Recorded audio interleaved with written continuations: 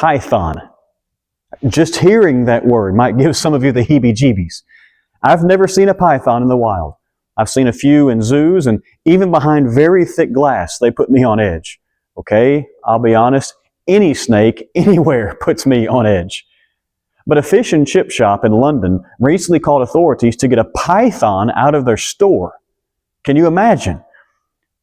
Well, it wasn't. In fact, it wasn't close to a python. It wasn't even an adult snake.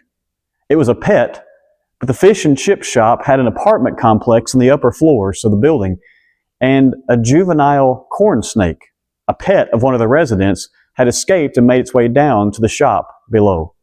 Now, we can giggle about that shop thinking the juvenile corn snake was actually a massive python, but here's the thing. They saw it as a real threat, and they treated it as such. And that makes me think, do I treat temptation the same way? You see, too many people see sin, or at least certain sins, as no big deal. Some see certain sins as a big deal, and others as just part of the world, or even something that's non-threatening.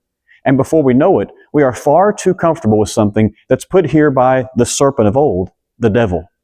Instead, we should flee temptation. We need to see sin, all sin, every sin, as a threat to our everlasting soul, and resist the devil and every single temptation he ever puts in our path. We need to treat it like a threat, because it is.